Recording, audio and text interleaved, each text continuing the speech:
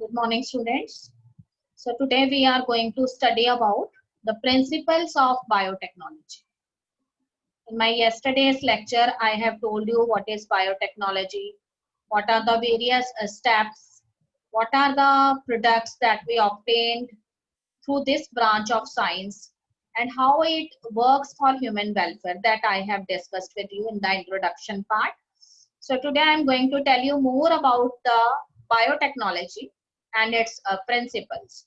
Students, I have already discussed that there are two core techniques you can say, which gave birth to this new discipline of biology, which is known as biotechnology actually. So these are the genetic engineering and bioprocess engineering. The student, genetic engineering, what is actually genetic engineering? So this genetic engineering, which is also known as the recombinant DNA technology, it contains those techniques which generally make alterations, which generally make changes in the chemical structure of the DNA or RNA, or you can say genetic material. So generally here the scientists, they usually do manipulations in certain genes which are present on DNA or RNA. And after manipulating these genes, they insert this new piece of DNA, which is actually called as the foreign DNA, into some vector. The vector may be plasmid vector, and this foreign DNA, when it gets binded with this plasmid vector, then a new circular autonomous DNA is formed, which has the ability to replicate itself. So this is known as a recombinant DNA. And later on, what they do, they insert this recombinant DNA into the host organism. And as the host organism, its genome, it undergoes replication, this recombinant DNA it also replicate in the host body. And so many clones of your gene of interest, or you can say your desired DNA, it gets cloned in the host organism. So this is known as gene cloning. So all of these things, they are done under genetic engineering, which is recombinant DNA technology. Student, we have obtained so many important plants, superior plants by this method. So many plant products we are obtained from this. I have discussed, I have given you the example of golden rice earlier. And so many hybrid crops that I will tell you later. Now, the second one is bioprocess engineering. So student, what is bioprocess engineering? So here, when the scientists, they know about the desired microbes or some eukaryotic cells or some other important enzymes that are generally functioning in the body of certain living organisms. And they are also producing some important product. But these products, they are produced in small quantities in those organisms. But we need that product in larger quantities. So what the scientists do? The scientists, they either isolate that enzyme or isolate the gene that is responsible for the formation of that enzyme. Then the culturing of these enzyme or particular microbe, it is done in vitro conditions. That means lab conditions. So all the raw material that is required by this enzyme is provided to it, as well as the suitable conditions that this enzyme needs. They are utilizing in the body. They are also provided to this enzyme in laboratory. So what happened? This enzyme work efficiently and the product which earlier it formed in very trace amount, now it synthesizes the products in the form of tons. So in this way, we make large scale production of some of the important biotechnological products in larger quantities. And these may be some antibiotics, it may be vaccines, it may be enzymes which are playing some crucial role for our body. So this is the method by which you can do the large scale production of certain biotechnological important products by creating the similar type of conditions in the laboratory that they are having in the body. So in this way, we can produce a large scale production of antibiotics, vaccines, and certain important enzymes. Yes, students, here I am going to tell you that why there is a need of genetic engineering and why this genetic engineering or recombinant DNA technology, it came into existence. So here I want to discuss that generally, as you know that India is a big country and our population is also very large. So in order to satisfy the need of this huge population, we want to raise our crop production. We want more and more yield from our fields. So earlier, what is the method that is generally used by the farmers? The farmers, they time to time do artificial hybridization, which is generally known as a plant breeding. And what is the criteria adopted by these farmers? They generally took some superior parents from the wild habitat, and superior in the sense means they have certain superior characters, maybe in the form of yield or some disease resistant genes, some stress resistant genes that are present in these parents, or some genes which are present in them related with that they are able to grow in saline or acidic kind of soil conditions. So all of these characters, all of these desired genes, the farmer want in the progeny generation also. So they do the artificial hybridization. But what is the disadvantage of this artificial hybridization? That the farmer only want the desirable genes to express or to transfer in the progeny generation. But here, along with the desirable genes, the undesirable genes, they also comes during the process of multiplication or hybridization. And sometimes when these undesirable genes, they appears in homozygous condition, they express. The farmer do not want these characters to present in the progeny generation, but they comes along with the desirable genes. So in order to overcome the disadvantage of this artificial hybridization method, a new branch which is known as genetic engineering, it came into existence. So it is a promising discipline, it is a promising technique where the scientists, they are using so many methods such as gene cloning, gene transfer. So all of these methods, they are playing a significant role in this recombinant DNA technology. And what is the major advantage? That here only the desirable set of genes, they are introduced in the target organism, and no undesirable genes that comes along with the desirable genes. So that is the promising effect of this genetic engineering. Yes, students, here I want to tell you that what is actually the basic technique of this recombinant DNA technology. So student, here I want to tell you that in order to initiate this method, that is a recombinant DNA technology, first of all, we have to select one organism, which is actually the donor organism. And this donor organism is that living organism which actually have our desired genes of interest. That means we have to search for an organism that contains our desired genes of interest. So that piece of DNA which contains our desired genes of interest, that we have to isolate from this donor organism. So this donor organism can be called as the alien organism, and the piece of DNA which we get cuts from this donor organism or alien organism, it is known as alien piece of DNA. Now the question is that how we do the cutting of this DNA molecule which contains our genes of interest.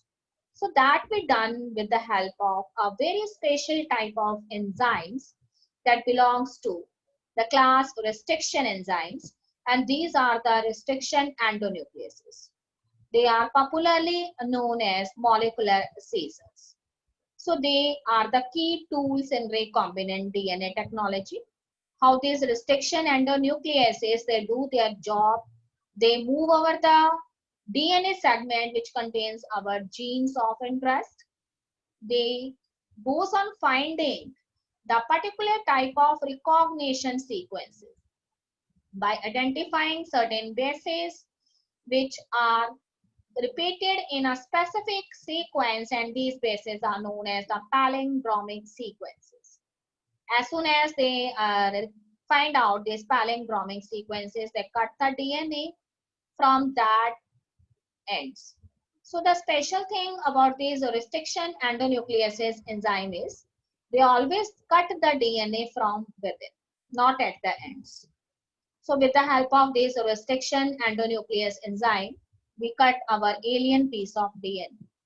Now we have the alien piece of DNA that contains our genes of interest. Now the next thing is that we have to transfer this alien piece of DNA into the host organism. But how we transfer? For this purpose, we here has vectors. And these vectors may be the plasmids, it may be the bacteriophages, and some other kind of vectors such as phasmids, and all other types are also there that I will tell you later. So students, these plasmids, what are these plasmids? You have learned about them in class 11, that there are certain circular DNA, extra chromosomal DNA, that are found in the cytoplasm of the prokaryotic cells. And these extra chromosomal circular autonomous DNAs, which have the ability to replicate themselves, they are actually known as the plasmids. So what we have to do, we have to link our alien piece of DNA to this plasmid by creating a space in this plasmid. And that space is actually nearby the length of that alien piece of DNA. So for this purpose, we have to do one thing, that we have to use the same restriction enzyme for doing the cutting of the alien piece of DNA and for doing the cutting in the plasmid vector too. Because if we are using the same restriction enzyme, that means the restriction enzyme identify or cut the DNA at after some particular basis. It may be 6, it may be 7. So the space that created in the plasmid vector, it is actually same as the length of the alien piece of DNA. So in this way, at the alien piece of DNA as well as on the plasmid vector, both contains sticky ends. The sticky ends are actually certain hanging bases that are same, that are complementary to each other, that are present in alien piece as well as in the plasmid DNA. So we must have to use the same restriction endonuclease for this purpose. Now cutting is done. So we have to insert the alien piece of DNA into the plasmid vector. Now the question is that is the alien piece of DNA totally attached with the plasmid vector? So that cannot happen. For this purpose, we have to do something more, and that is we have to add some another enzyme, and that is DNA ligase. So we add DNA ligase enzyme because it cannot happen at its own. So for this purpose, DNA ligase enzyme is to be added. And this DNA ligase enzyme, they sealed the sticky ends of the plasmid vector as well as the alien piece of DNA. Now what happened? A circular autonomous DNA is formed which has plasmid vector and having the alien piece of DNA inserted in it, and that is known as the recombinant DNA. So this recombinant DNA is now formed. And now the question is that this recombinant DNA, we have to insert it into the host organism. So for this purpose, what we have to do? We have to make the host organism ready to accept this recombinant DNA. And you know that the host organism is not ready to accept any foreign molecule. So we have to do special treatment with this host organism so that it can easily accept the recombinant DNA. For this purpose, we keep the host cell sometimes at very high temperature or sometimes at very low temperature. We torture the host cell so that it can easily accept the recombinant DNA, and in this way the recombinant DNA, it enters into the host organism, and with the help of host DNA polymerase enzyme, it undergoes polymerization. So many replicas of this recombinant DNA, it is later formed in the progeny cells of the host. So as so many replicas are formed in the host progeny cells, so this process is known as a gene clone. So this is actually the basic step that we used in recombinant DNA technology. So here I am going to discuss that how the construction of first recombinant DNA was done by two scientists, Stanley Cohen and Howard Bohr in the year 1972. So I am going to discuss a historical incidents here. So two scientists, Stanley Cohen and Howard Bohr, in the year 1972, they have constructed the first recombinant DNA. What they do, students, they have selected one bacterium, and the name of the bacterium is Salmonella typhimurium. And in this Salmonella typhimurium bacterium, a plasmid is present. And what is the special thing about this plasmid? That this plasmid contains an antibiotic resistant gene. So what both the scientists do, these scientists, they want to isolate that fragment of the DNA which contains this antibiotic resistant gene. And you know that what they do, they cut the piece of this DNA containing antibiotic resistant gene with the help of restriction endonucleases, which are molecular scissors. They identify specific type of base sequences known as recombination sequences or palindromic sequences. And in this way, they cut the alien piece of DNA containing antibiotic resistant genes. And later they also do the cutting of the plasmid DNA. Plasmid here is the plasmid, which is used for the purpose of a vector, for the transfer of this alien DNA. So later on they found the recombinant DNA, as I have already discussed.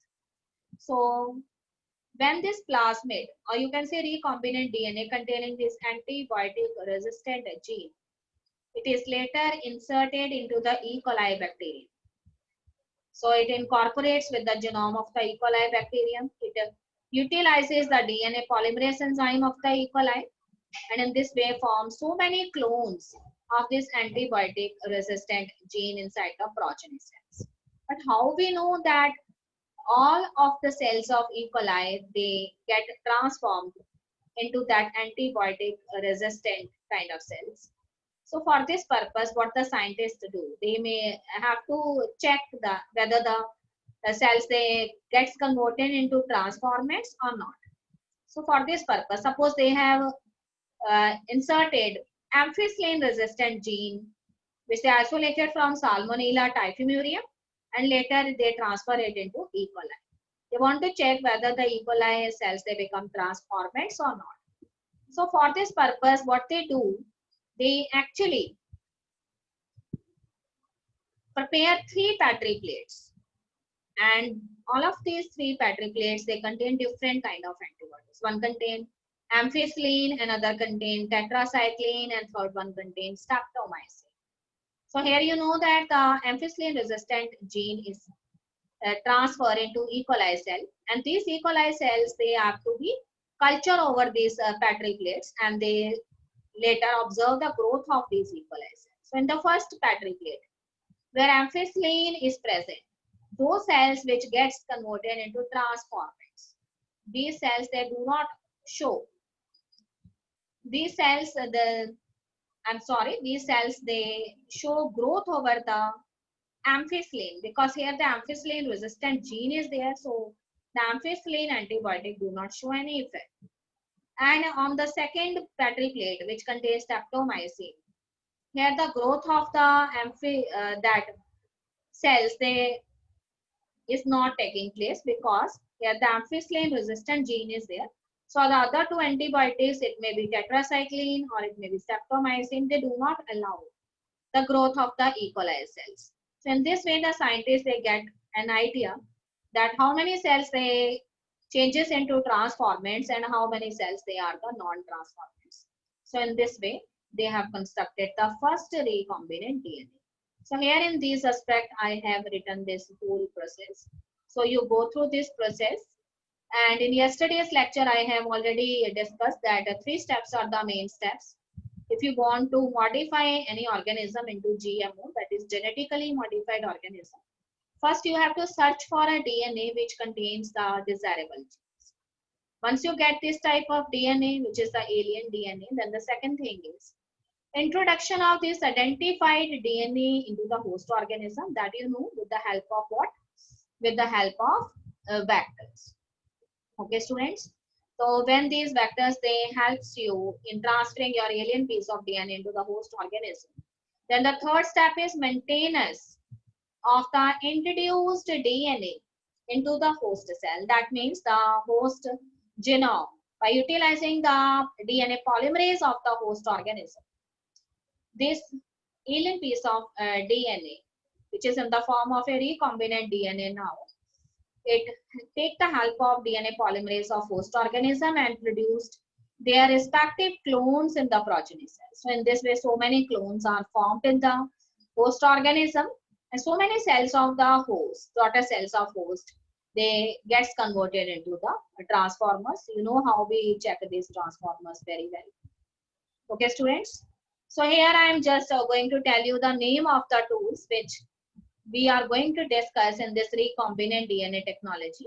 So students, as techniques always need tools. So here the key tools of this recombinant DNA technology are as follows. And these are first restriction endonuclease enzyme, which belong to a special class of restriction enzymes. So student, here restriction enzymes are of two types. This may be restriction exonucleases and restriction endonucleases. So always remember, restriction exonucleases are those enzymes which cut the DNA only at ends. And restriction endonucleases are those enzymes which always identify recognition sequences or palindromic sequences on the DNA segment, and they always cut the DNA segment from within at some specific base pair. It may be 5 base pair or it may be after 6 base pairs. And the second thing is polymerase enzyme. Student, you know that here the polymerization of the genetic material has to be takes place. So DNA polymerase enzymes are the chief enzymes which helps in the making the replicas of the recombinant DNA later on in the technique. And the third one is ligases. Here the ligases are DNA ligases. Actually, you know that whenever you want to link your alien piece of DNA with the plasmid vector, though you have used the same restriction enzyme for their cutting, but their sticky ends are also there in the alien piece as well as in the plasmid DNA. But for their full linking, the enzymes which seal their ends, they are actually the DNA ligases. Okay, student, vectors are very much required. So these vectors are generally, two types of vectors are generally more used in a recombinant DNA technology. These are the plasmids, which are the extra chromosomal circular autonomous DNA present in the cytoplasm. And second thing, that is the bacteriophages. You know the term bacteriophages very well. These are actually the viruses which causes infection in the bacteria. They cause the lysis of the bacterial cell. You know how they cause the lysis? They insert their own genome into the bacterial cell. Here what we do, students, we use these bacteriophages for the transfer of our alien piece of DNA by removing the pathogenic genes which are already present in them. So here we do the disarmament of this bacteriophages. We remove the pathogenic genes and here we insert our alien piece of DNA whose transference we actually required. So they act as the important vectors here. And the last very important thing is that we have to insert this recombinant DNA and we want the expression of the genes, desired genes in some host organism. So we have to find out the host organism in which we want all of these desired characters to be expressed to this. So students, so in today's lecture we will study up to this, and in my upcoming lecture I will tell you the role of all of these key tools. And that's all in today's lecture, students. Have a nice day.